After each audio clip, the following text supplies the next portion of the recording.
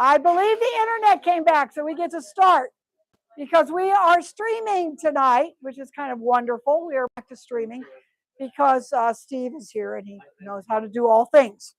All right, I am Nanette Macy-Jones. I'm on the Historical Society board and I'm the chair of the program committee, though I always say the only reason I can be chair of the program committee is because Chuck is the co-chair. He does everything with me. Chuck, where is Chuck? He went somewhere. He went back there to do the piecework. All right, so it is our great honor tonight. This is actually one of the 250th programs for the honoring the 250th signing of the Declaration of Independence. Okay, then that'll figure that out. Okay, and we have some little activities right at the end. So after Tom is done, please stay seated. After questions, we have a couple of things, not long. Tom Martin has a long history with the Granville Historical Society. He joined as president of the board in 1994. He served a second term as board president in 2014. He was co-chaired the publication of the 3-volume bicentennial history of Granville. He has edited the Historical Times for us. He chaired the the publications committee for 8 years. And most importantly, for the long-term health of this organization, he helped chair the $1.1 million capital campaign we did in 2012 that built the part of the building we're in, correct? That is true. So he has done many, many things for us. He is now a emeritus board member, and he rejoins us to talk about transportation and its impact on Granville. Take it away, Tom. So we're going to try what life is like without a microphone. And my family happens to be sitting in the very last row. And if you ever can't hear me, wave. Now, my diction chair is sitting closer. John Ferris is right there. And I'm allowed only 2 mahs in all of this. So don't count. He will. There are 2 exhibits I'd like to call your attention to if you haven't seen them. This one, it's interesting to me. The north side of Broadway is the one that is always photographed, and that happens to be because the sun is only on that side of the street. It also is interesting to look at all these photos, and about every 10 years, there's been a lot of turnover. I think maybe we're more stable now than we've been for a long time. Those of us who have lived here for a while remember 3 grocery stores, antiques, things like that. So things are not very set, and it keeps it interesting. And then we have banks that have roofs that have water problems and all kinds of things that just kind of keep going. The Granville I Love Thee reference up here is, of course, of our town song. And I think when we end the meeting, we'll all sing around. And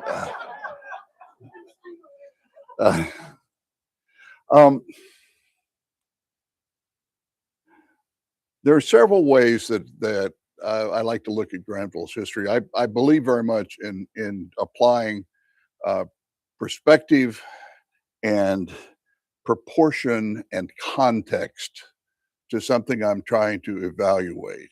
And this one's going to be long on perspective, as you'll see why. One of those perspectives is I've lived in Granville for 26% of its history. I was an apprentice at Denison for 4 years, and then we moved here in 1971. That's a quarter of the history of this town. And we have all these things that have happened in what's really, in the stretch of time, an instant. And transportation really fits into that. And what we'll do with that is use transportation and its development and its effect on Granville, and then that way how Granville grew, either with its help or without. And so I have some numbers just to keep in mind. 905 BC, 1805, 1905, 2005. We'll just stow those away. And then there are going to be some names that will come and go in all of this. And so keep your ears open for Showman's Arch, the Alexandria Bank, Travel and Travail, the Chariot and Wheel with the 4 foot 8.5 inches spacing in Roman times. So Stephen Ambrose noted that a man who was born in 1829 or earlier had been born into a world in which President Andrew Jackson traveled no faster than Julius Caesar, a world in which no thought or information could be transmitted any faster than Alexander the Great could. So things really were waiting to happen. And when you get that perspective, if you think about my 905 BC, for example, there were some people that wandered around this pleasant village that had some hills, and they imagined at the top there'd be some kind of a temple, and in town there'd be some temples and maybe a museum. Well, that's Athens. And anyway, all the mathematicians do this. In 1805, people were wandering around looking up on a hill that might have a temple, and there'd be some temples in town, and this museum. That's a long time in between. The um,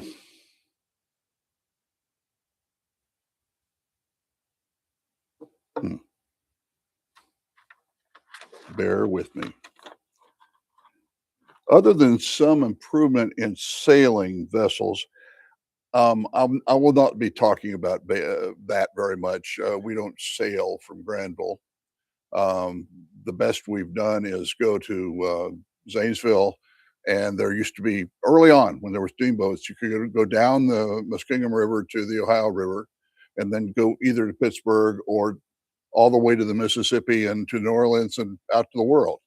So that kind of transport is one of the developments that happened uh, between the time that the Greeks were wandering around and Granville was established.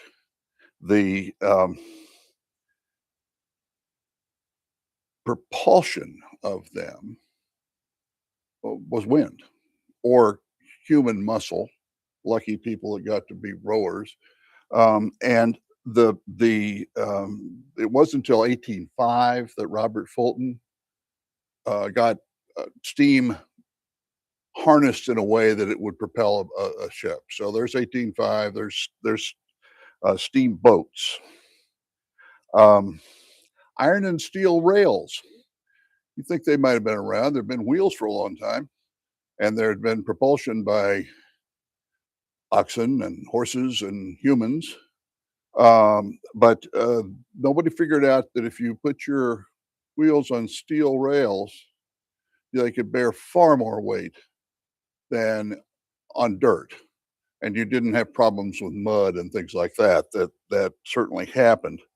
Um, so in 1809, a guy named Thomas Leiper constructed a 60-foot long test railway in Philadelphia to show that one horse could haul 10 times more weight on a railroad than on an earthen road. And then he added stone sleepers, ties, and that was part of the beginning of the railroads. The other part happened in England, 1825. Stephenson's Stockton and Darlington Railroad came into being as a commercial entity. After hauling freight for a couple of days, they had 550 passengers the next day. So instantly there was a success. It didn't go terribly far, but it showed that it could work. And that kind of technology spread through Europe and the United States very quickly. So here we are now in 1825. We've got steam power for both railroads and for ships. And we still have oxen and horses and other things to haul buggies and stagecoaches and whatever they needed to do on surfaces that in the United States we really learned how to compact so there wouldn't be such problems with ruts and mud and things like that. One of those was the National Road, which is right down there, Route 40. It started in Cumberland, Maryland. It was once going to start in Baltimore, but something happened. And so it's Cumberland, Maryland to Vandalia, Illinois. Now, Vandalia is probably not a place you've been to, but it was the capital of Illinois at that time. So it was a decent target. Well, that was a huge improvement. And everybody wanted to be on it. Lots of lobbying, however they lobbied in those days. And we came up 8 miles short. And Newark, for some reason, was able to tap into that. I'll refer to Newark several times because Newark did things that Granville people wanted to do and that didn't happen. And one of those was connect with the National Road. The next one was with the Ohio Canal. And the Ohio Canal, you may recall from elementary school, the Erie Canal, and Governor DeWitt Clinton, and the fact it was such a success, it came out underneath Lake Ontario, and which was threatened to be British all the time. So they built the canal all the way out to the Erie, Lake Erie, and it was an enormous success. It led not only to making lots of money, but it got goods out to the newer part of the country. Well, if New York can do it, so could we. So Ohio started the Ohio and Erie Canal. And that one was interesting. The highest point was between Hebron and Heath. You can actually go down on 79 and see a kind of park that is the high point of the Erie Canal. Now, this went from Cleveland to Cincinnati eventually. But one of the problems was being at the highest point. It was harder to get water into the canal. So guess where Buckeye Lake came from? It was dammed up, and that was a water source, the main water source for a long time for the Ohio Canal. And then they built a feeder to Granville. A feeder is something where you use something like the mighty Lake Raccoon Creek to supply fresh water, and that not for commerce or anything like that, just a water source. Well, I can tell you, Granville had been self-sufficient until about 1825, and there were desires to export some of the things that were made here. One of them being corn. You may recall that corn is much bulkier and hard to transport, and it's just in its kernel form. But if you liquefy it, you can get a lot more stuff out fast. So Granville, early history has always had 12 stills or something like that. And one of the interesting side effects of that was Granville folks came out here drinking corn liquor, whereas in Massachusetts, it had been apple hard cider. Well, the potency doesn't compare even. So the stories about the Reverend coming out to purify Granville and get prohibition going here, partly it's because the farmers were having lunch and then going to sleep all afternoon instead of tending the fields because their cider was not available. So the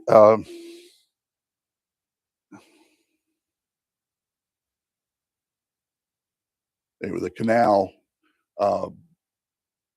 was a great hope as a way for people to get their products out of Granville and to get products into Granville. There was an iron forge, and there's a somewhere in this building, I think, is a stove that was made in Granville, and it was starting to have trouble by 1825 or so because the vein of iron ore that fed it was about running out. So it would be much easier to import iron products on water, which was much easier than horse drawn or oxen drawn, and that was one of the other things that was at play. Um, Industrial Revolution was going on during all this time, and again, if you think of the perspective of all the way back to the Greeks and the Romans to today, what a difference that made in everybody's life. Agricultural economy becomes much more varied. The capacity to gain wealth grew enormously. And so many of those things were what Granville people had in mind when they came out here. We too will, do some of those things. Because after all, we were God's chosen people. That as God's frozen people, as St. Luke's over, the God's chosen frozen is the Presbyterian Church, and the idea of that is of course goes way back to Knox and Calvin, but you are just born into salvation. There's nothing you can do to earn it. There probably are some things you could do to dis-earn it, but anyway, you're one of the elect, and so that gives you a lot of confidence. And so these folks came out from Massachusetts and they were the elect. And so by golly, we're going to really make something work out here. And they were already organized in the congregations, things that they were in. Well, resentment of Granville people started in 1805 on the part of people around us. And anybody who's worked on committees or anything else that are county-wide know about the chip on the shoulder that involves Granville people, nice as we are. And we don't understand it, but they do. Um, the Wright brothers were jumping to 1905, made the first controlled, sustained flight of air in 1903. So they beat 1905. So we had by then shipping, railroads, highways, and also the motor car, which came along with Mr. Daimler in Germany in 1890s. Everything was rolling by 1905. So you've got the 100 years that were Granville's first 100 years were the kinds of years that you don't get very often. And in fact, almost everything has played out from that in terms of propulsion and that kind of thing since then. Nuclear power has come in. Diesel was around then, but that would be pretty close to being, it's petroleum based. So that was a big leap. And so what happened in the 20th century was refinement and roads and things like that. We had no paved roads, and there's a story about Mrs. Burton Case and his wife drove to New York in about 1905, and they probably had a pretty fine car.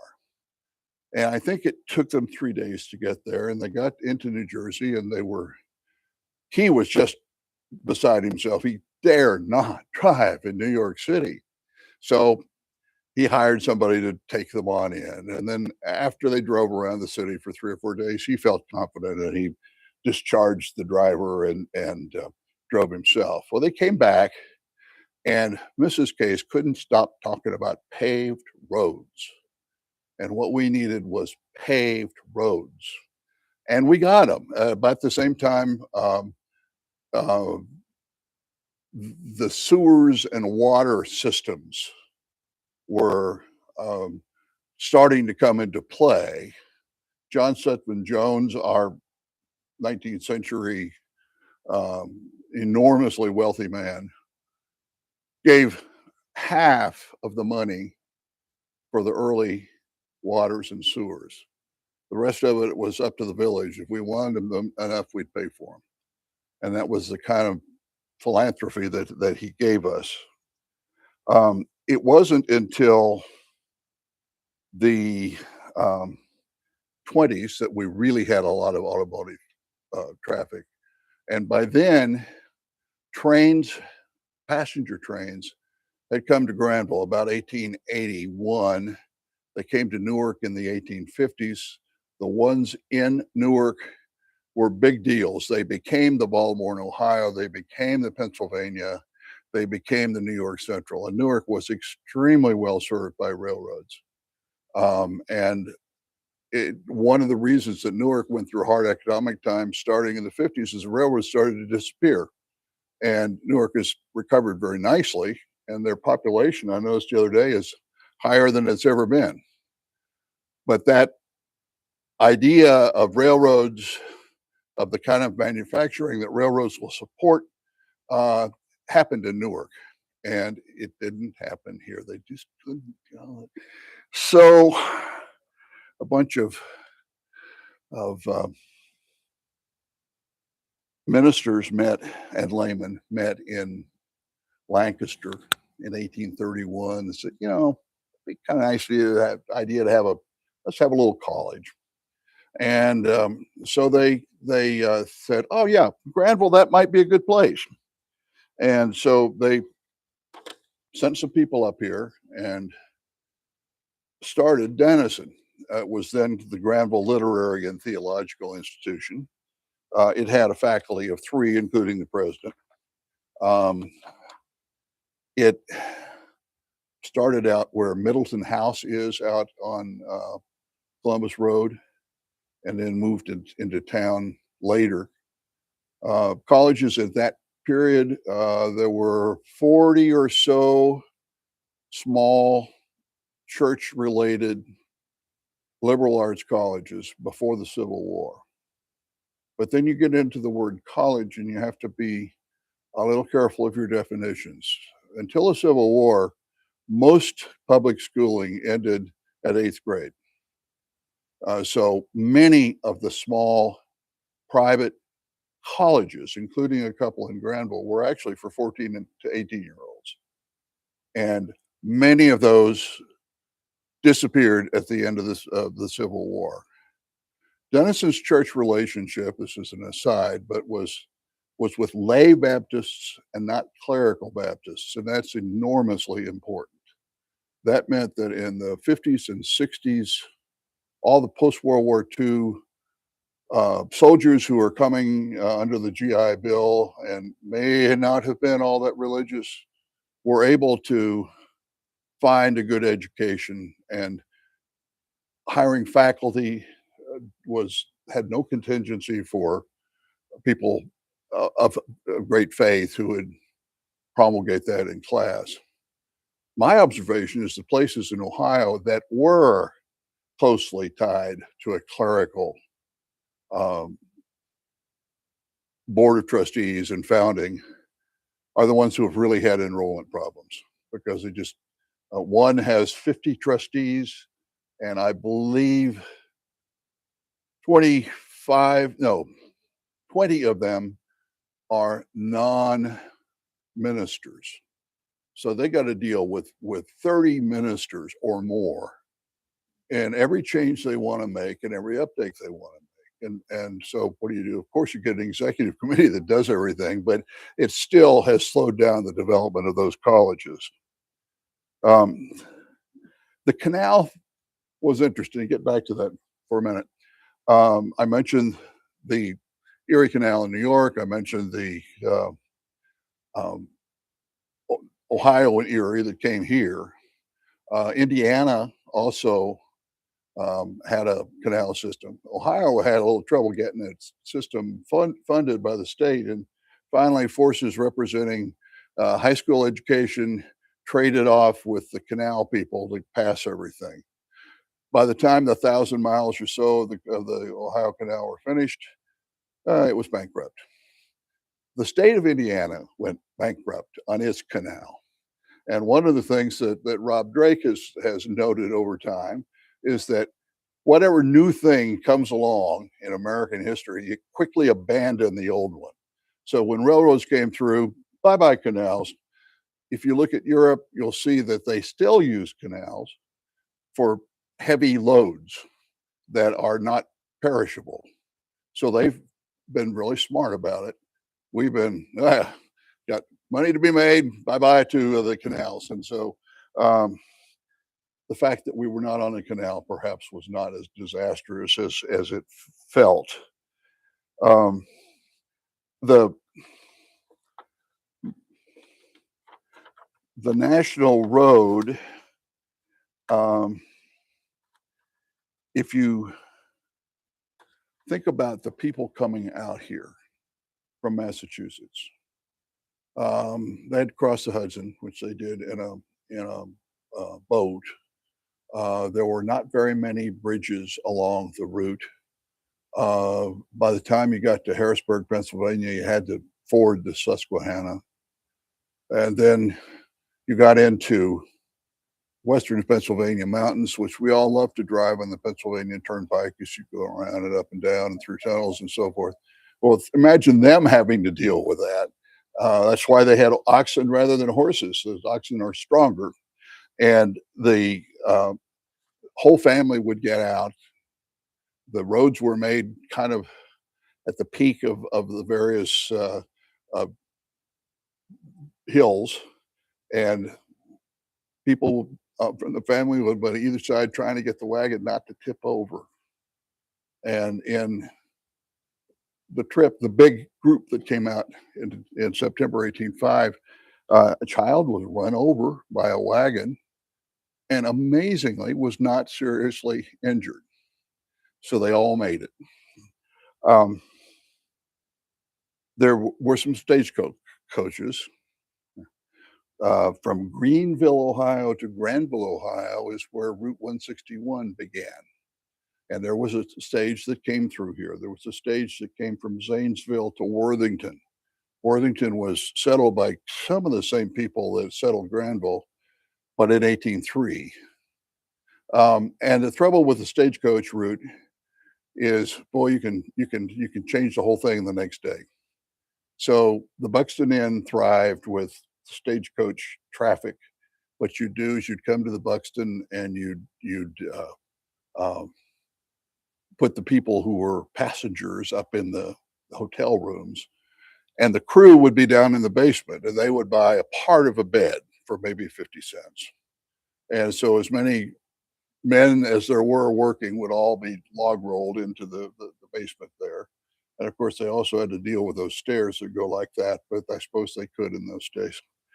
Um, the success of the Buxton led to the building of the Granville Hotel.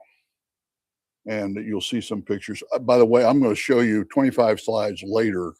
I am from the society who hates PowerPoint. And I was so proud of our Pentagon 15 years ago when they said we're banning its use, because it controls you rather than you controlling what you're saying. It's also often very boring. Well, enough of PowerPoint, but the Granville Hotel we'll see in pictures. It was maybe 4 stories, and it was big. It's where CVS is now. And it lasted about 2 years, and the stagecoach route dried up, and the hotel dried up too. It became Gregory Hardware, which some of you may remember. It was a hardware store. It had a shooting range in it. I had several other things making use of the space. and then it came down in about 1965 or thereabouts, and became a marathon station. And talk about a lot of town meetings. Tried putting a gas station in on one of the most important corners in town, but they were able to use some very elaborate brickwork and stonework that looked colonial and call it the Colonial Marathon Station. And that seemed to get the zoning people uh, to okay it. Anyway, it was wonderful. People ran it, and it lasted a long time. And now it's CBS. Um, the I've got some more anecdotes and details. Um, I'll tell you a couple of them. Mary Ann Carter was married at 15. This is back in the very early history of Granville, and she just didn't like it, and she wanted to go home. So she went home 8 different times, and we've got a record of that. And you'd have to go to some canals and some rivers, and then overland. And then if it was Sunday, you couldn't go anywhere. And finally get to wherever you went in Massachusetts. $50 it cost her. And by the time she got done doing it, she could travel by train and get there in a couple of days. And there were just stories like that. And then a description of Granville after Denison was founded has a navigable feeder to the village, 3 flouring mills with 9 run of stones, a steam mill 4 stories high, calculated to make 100 barrels of flour per day, a furnace and a foundry, both extensive operations, 2 sawmills, 2 woolen factories with extreme quarries of free stone, and an abundance of stone coal in the county near the bank of the canal. Population of 1,800 in the village and township on the main road from Zanesville to Columbus. So were mail coaches from City, Washington that came through, and their interesting trajectory, because then they went to Cincinnati. I don't quite get this with the topography. One of the things about topography here is one reason I think that Newark and other places got a little better luck with transportation and industrialization is they're a little flatter. The Appalachian Plateau starts 8 miles west of us in Pataskala. And when we moved to town, there was a T-shirt that said, "Where the heck is Granville?" on the front. And on the back, it said 8 miles from Pataskala. I would love to get one of those.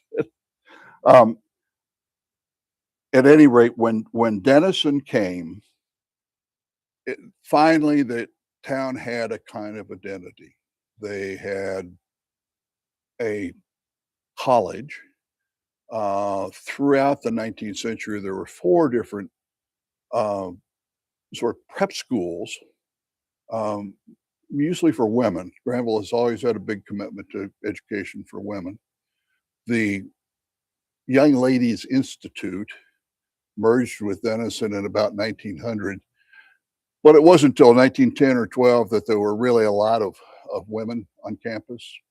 But that ended that 19th century education spread, and public education got a lot better, and Denison got bigger and better, and that's kind of the way that went. Um, a there was a stagecoach problem in 1840s, and the stage went along from Granville to Columbus on the old Columbus Road, and there had been a cloudburst, and at night the driver of the coach took it onto the planking on the bridge over the mighty Raccoon, and it had washed out. So they had all kinds of problems with that. And those kinds of things were, it's a longer story, but the kinds of things that were part of it. You had, as I mentioned, mud and things like that. And by the way, the reference to 8 feet or 4 feet, 8.5 inches, that is the width of the wheels on a Roman chariot. And it's also the standard gauge for railroads in America and Europe. Now, this is something that reputable historians probably wouldn't say, but it's been such a good rumor for so long that it ties the Romans to modern times. Um, the Gold Rush, 1849. Group of people got together, they were going to go. So they take a coach to Zanesville. They get out of Muskingum on a boat. They go down, they take the Ohio River, they take it to New Orleans. They went down to Panama, and there was some overland uh, transport you could get there because they weren't carrying much. And then they picked up in the Pacific side and got all the way up to the gold veins, which had run out in California by the time they got there. Another group just went west. They went on horses and stuff, and it wasn't nearly as much fun, but they didn't have as much money either. In the Civil War, there's a man named Thomas Hayes, who was a Union soldier who was captured in Northern Virginia.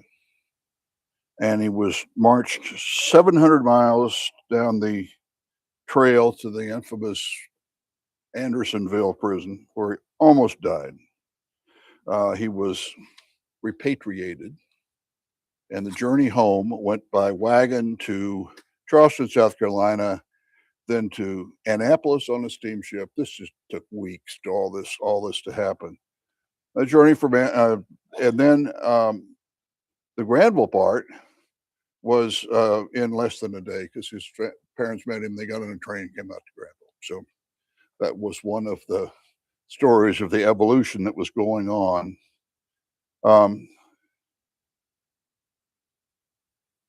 The arrival of the Central Ohio Railway in Granville was almost inconsequential.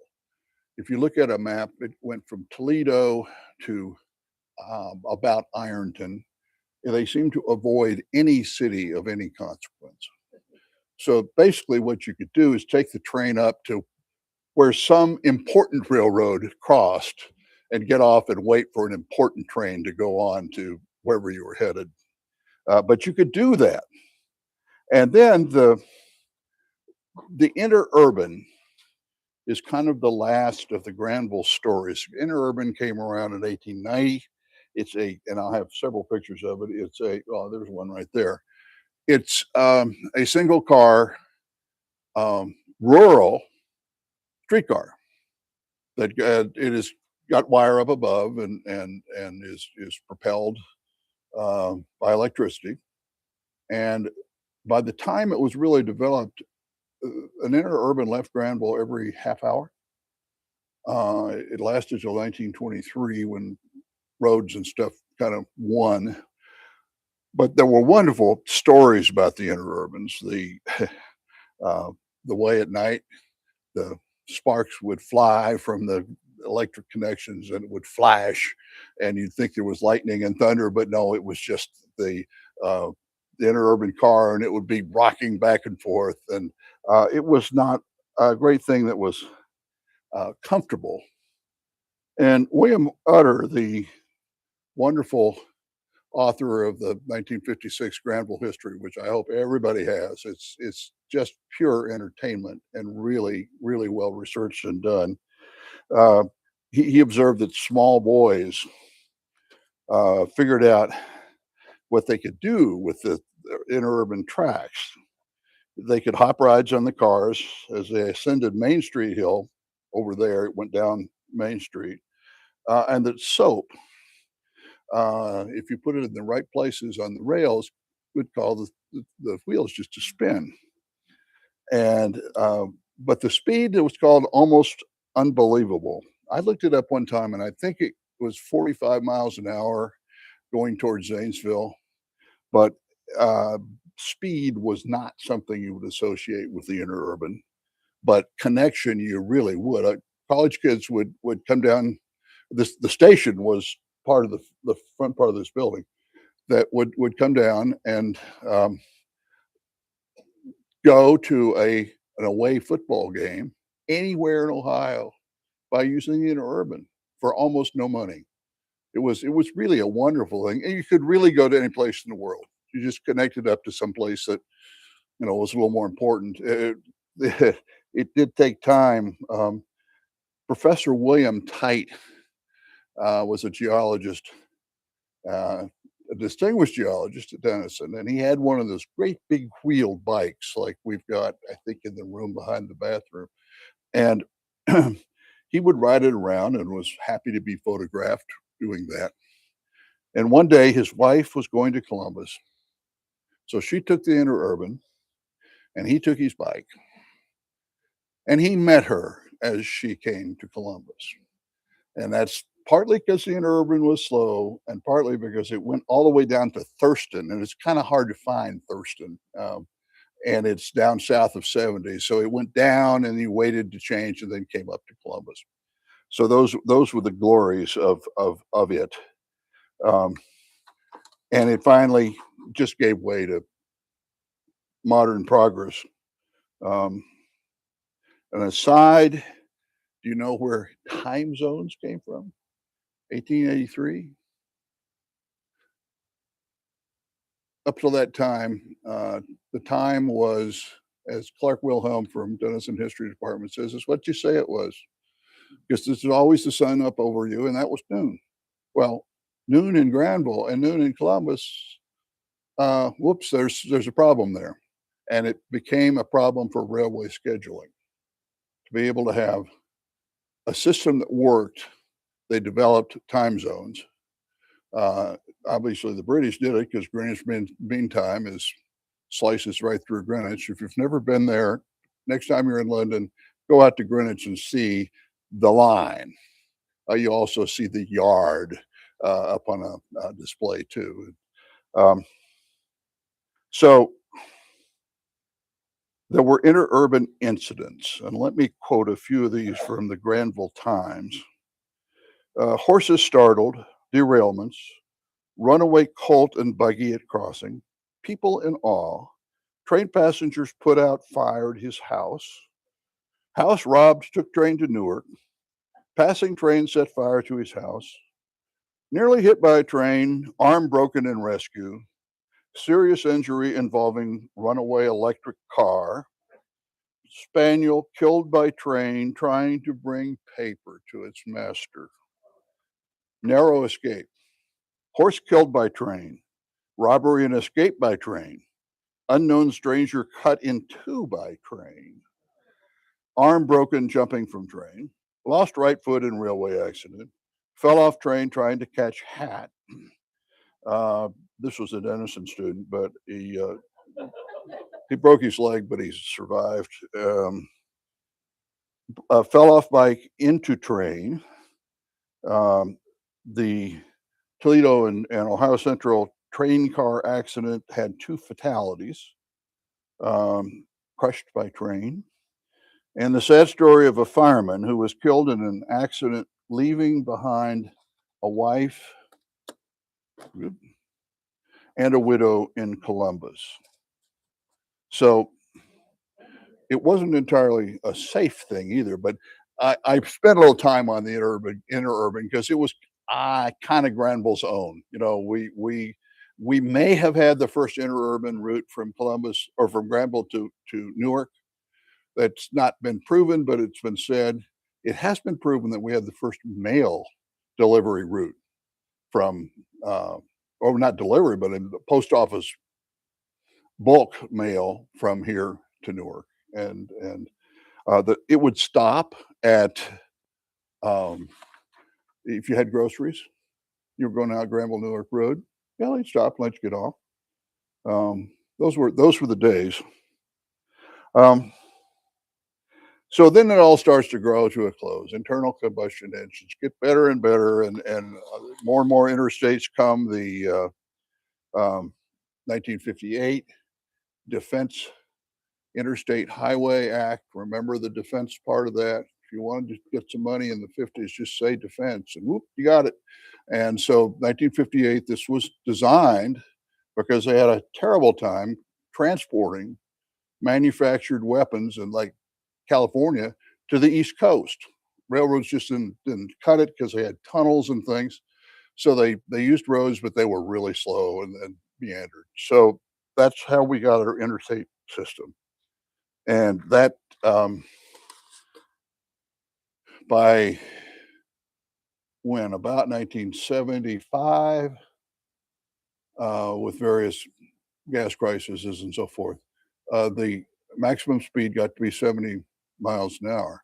And that, to me, says a lot of things. That's as fast as we've been legally able to drive since then. In 1971, we had a supersonic transport designed in a competition that Boeing won. And finally, because of cost overruns and environmental concerns, the money was pulled by Washington. So all of a sudden, all this progress that involves speed was really starting to erode. And then we got into things like eventually, thank goodness, um, recreation, the bike rails to trails, and things like that. And so, what had been former transportation, for once, got saved and repurposed, and it ended up being a good for everybody. You'll see a slide here too of the only air portion of this talk. 1929, Pennsylvania Railroad and TAT, which is Trans something. Anyway, it's TWA's predecessor. Got together to have a 48-hour trip from New York to LA. Cost $338, and you used a Ford Trimotor, which seated 17 people, and you flew from New York over the Alleghenies and so forth to Columbus. You got there as it was getting dark, and lo and behold, Port Columbus was built, and the old terminal is still there, although it's very deteriorated. And there would be rail uh, roads right there. I mean, you could get off the train and walk over to the terminal and get on the plane, and then you went to Oklahoma um, daytime, and then overnight you took the train to someplace in New Mexico, and then ultimately to Los Angeles. $388, 17 passengers. You could tell it probably, particularly since it was during the Depression, it was not something that everybody would afford. That's 6,405 $2026 to take that trip. And then as things got kind of jumbled up in the 70s, the Interstate Commerce Commission, which used to regulate everything, uh, finally we got into deregulation. They regulated, for example, the New York Central, and so they could not abandon their route from Newark to Granville and on to Alexandria. That train that came out once a week was an engine with two drivers, a box car, and a caboose with two crewmen. And they were forced to keep doing that, even though only the feed mill and the Granville lumber had any interest in it and could easily have gotten their stuff otherwise. So all these things started to slow down in the 70s, and that basically leaves us where we are. So let's go through some slides. Shout out if you want to ask about one or comment on one. This one I think is a little doctored. There aren't any horses and buggies. All those cars and the interurban, not quite right. That's what a canal boat on the big time Ohio Canal looked like. And not easy to read that, but if you're interested, we've got all this. Um, this is the Showman's Arch that I mentioned. It was built as an aqueduct for the canal. The canal boats would go over it because it went over the mighty raccoon, and so its first purpose was water. Then it was paved, and the Granville chariot, which was a twice a day stagecoach that went from Granville to Newark in half an hour, used it. And then it ended up at one point with rails on it so the interurban could use it. And it's sitting over there near the Thornwood Crossing area, waiting to become a delightful park if somebody can just get behind it and do it. There are no plans to tear it down. It still has temporary metal structure, but what a great symbol of transportation around us. Unfortunately, it's in Newark, so there's nothing this organization can do about it. The feeder canal had a turnaround at the end of Klaus Lane, and that's what it looked like. You can go down there and see a little bit of it now, but the problem is you don't want to get into people's yards too much. It's more of that. Lots of canals in Ohio, 1,000 miles of them. The feeder, which came out from Cherry Valley Road basically and wandered around and Klaus Lane. The Granville Hotel. That's the one that had 2 glorious years as a hotel, and then maybe 50 years of more than that of other uses. So, let me ask a question about that. Gregory's Hardware was in the same building Yeah. the hotel had been in? Yeah. Didn't know if it Let's was see if I built can. new one. Okay, there it is as hotel. And I think there it is as, yeah, it's Gregory Hardware. Got it. And the Marathon Station is where the bank is now. Things were a little looser then. Now, I used this another time, and I have got faintest idea what it is, so we'll just go on.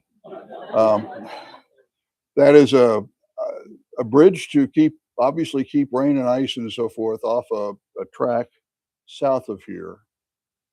And that's down by Union Station. That's the main line.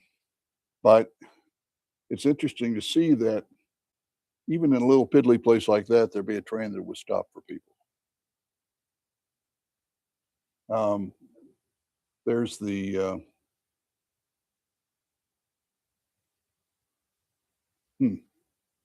what crossing? Railroad crossing. Well, and intertwined in that is the feeder for the canal and the railroad and other things. They've been working on the railroad, and they had a handcar. Remember handcars? Two people would push them and they'd go along. And there's coming up to the Granville station, and there it is. That station we used through the late 60s for trunks and bags and stuff when people went home from Denison to school. So the Railway Express Agency still used it. There weren't trains there for a long time of any kind, and especially passenger. And there's just a typical timetable, which basically tells you it's not very fast. And there is the interurban on the unpaved Granville Street that Mrs. Case had not had a chance to convince people to pave. It came into the alley right over there, and then went the other way because it could go either way.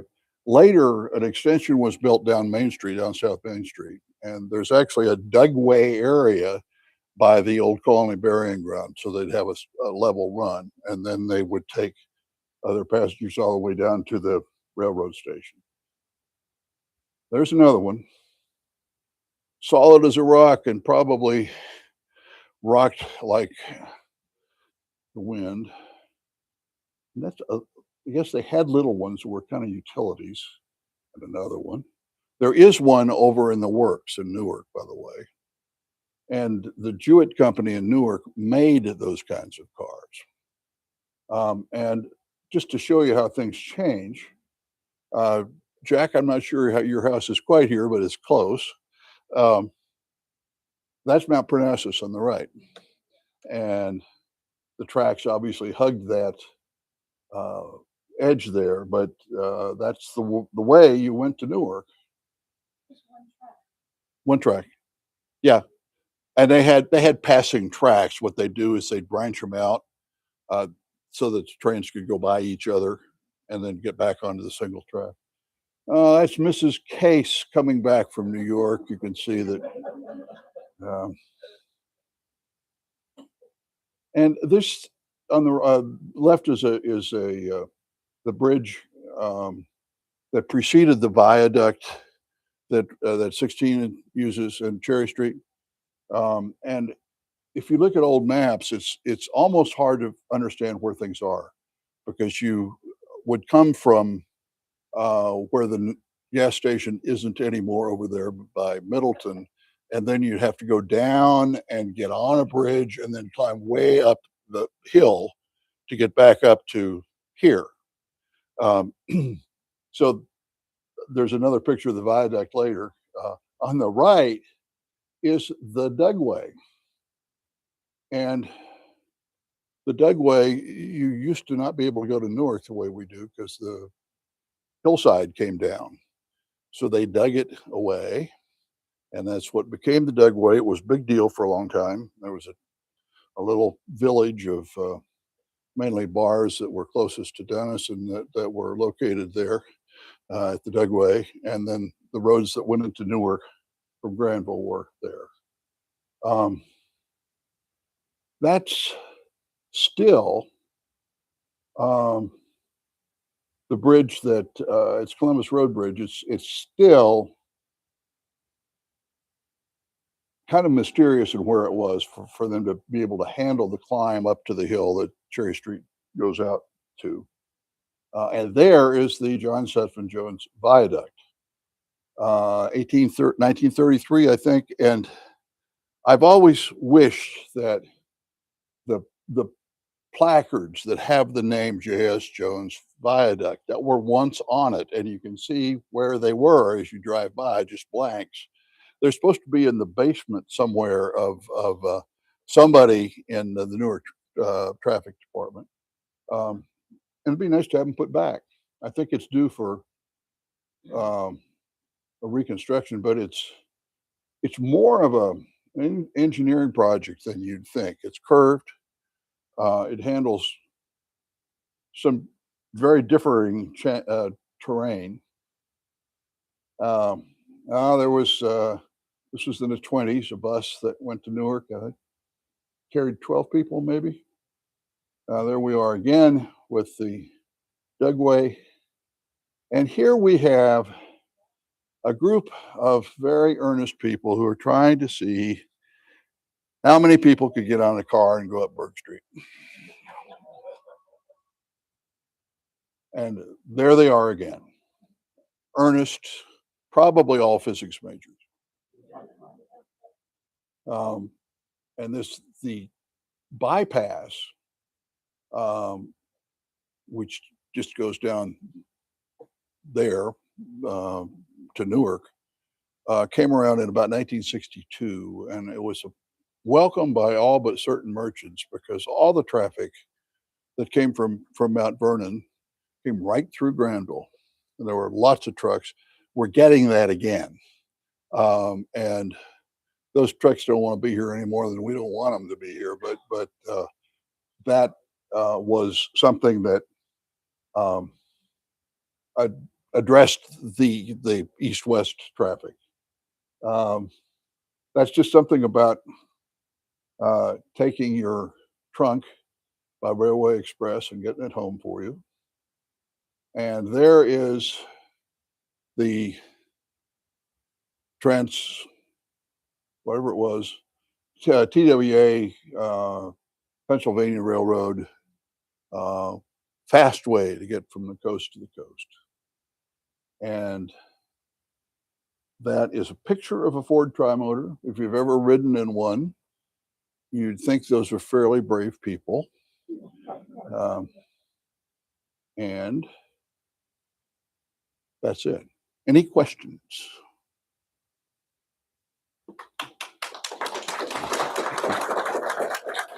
Yeah. Oh, one thing, I urge you to see the displays in the next room. There's the folks down here at the museum have done a wonderful job in detailing transportation here and its history. Tom, Uh, do we give you credit for saving the Showman Arch?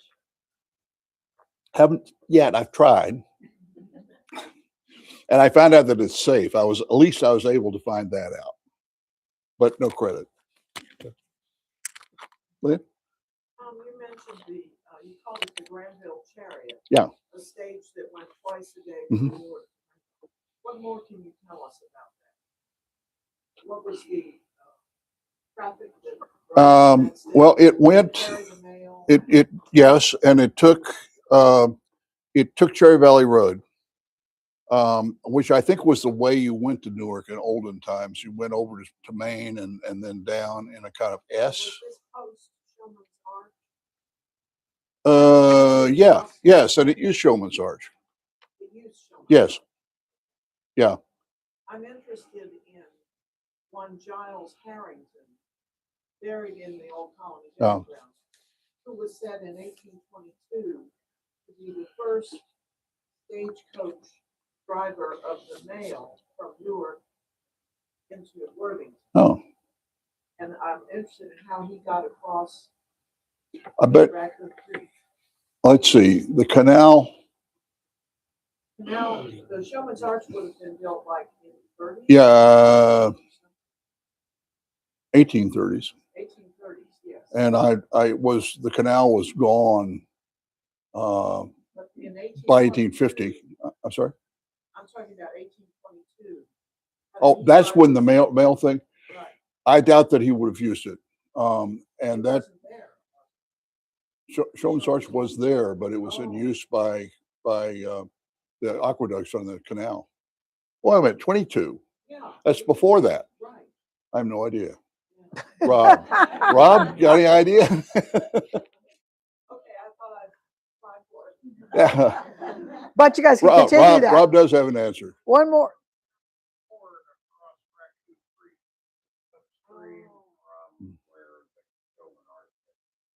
So he would have used No. probably. Cherry Valley Road used to go straight across, or down to go across the archway. It does have to go straight across the street. Straight way used to come across, went across the board. Great. Yeah. All this fun. Yeah. Thank you. All right. Okay. Thank you all. Tom will linger if you want to ask some more questions, but we have 4 pieces of business that we need to do. One is that Jack Wheeler is going to stand up, who is our chair of volunteers. He's going to come up here. And so and Chuck has something we have to do. All right. So one of the things we never do that we need to learn to do is to remind you how important membership at the Granville Historical Society is. I think that Jack and I are preaching to the choir here. Probably most of all of you are members, but you know people who aren't members. And how this organization thrives is through the energy of its volunteer corps, its membership. You are really important to this organization. It's been here since 1885. We want to keep going. So think about it. In a world where you pay, the other day I paid $19 for a piece of cheesecake in a middling restaurant, which is perfectly fine, but it wasn't like I was, not $50 for an individual and family membership, and $100 for a contributing member. So think about spreading the word for us. It really is important because all of this is possible because of all of you. we're free and open to the public during our season. Our programs are free. You get lots of wonderful things. And Jack, tell us, you're now going to tell us. So a little over 3 years ago, I came to visit this museum. And who was hosting but Tom? I could see then just how inspiring this community is. And I think we can all see that as well here. So if you want to continue to also inspire people to come in, walk into our front door, learn about these stories that you've already heard, because you come to all of these presentations, whether it be about business or about transportation or about the Civil War or the Revolutionary War, we would love to have you as a host here to the museum. There is a sign up if you do the QR, so that I will reach out and we can find a time that will work for you to come in and keep the doors open for others to come explore these stories. Also, I'm going to stay here. And so if you'd like to just do that one-on-one with me, we can do that as well if you aren't comfortable doing the QR. So I would love to hear you share those stories with others in our community. Thank you. And sometimes, one other, yes. Saturday at 9 a.m. and the second Saturday of every month, we're doing a training for volunteers. So if you aren't sure exactly what that would entail, I would happily kind of walk you through that process. So you wouldn't even need to know everything. And sometimes people say, oh, I could only do like, a couple hours a month. Okay, we'll take it. So don't think that your contribution isn't meaningful, right? Yes. We'd love you to have more of you, but All right, Chuck. Okay, last order of business. This program tonight is part of the Granville's year-long America 250 celebration. Billy Fior of Zimmers is kind of heading it. And the Historical Society agreed to take April with the theme of transportation. So, as part of that year-long observance, there is a historical adventure pass booklet and challenge. And you've seen the booklet around. I'm sorry we don't have any here right now, but each month has a question and an answer. And those who correctly answer at least 6 of the 12 questions at the end of the year will win a commemorative keepsake. So I need to tell you that what this month's question, and you heard the answer earlier in Tom's program, this month's question is, the National Road, US 40, comes through southern Licking County. Much of the eastern portion of US 40 from Vandalia, Illinois to Cumberland, Maryland was originally part of the National Road, a federally funded highway project from the early 1800s. What was the date it began construction in Ohio? Does anybody remember what Tom said? I don't. It's a quiz. Tom doesn't remember. Okay. 1825. So if you were participating in that, there's your question and answer. Write it in your booklet if you've got it. I thought you had a day and a month. Oh, okay. July 4th. Last piece of business. We have our next program on May 7th, and it's not here. It's going to be out at Otterbein. Otterbein is going to host us for the evening. That program is going to be by Brad Lepper from the Ohio History Connection, and he's going to talk about the Holy Stones. The Newark's Holy Stones. It's a very famous archaeological fraud. It's a fraud. I'd never heard of it. Everyone else had. But anyway, he's going to be with us on May 7th, regular time, 7 o'clock, but out at Otterbein. All right, thanks. Thank you, Tom. Great talk. I should have given this to You're good. All's good. I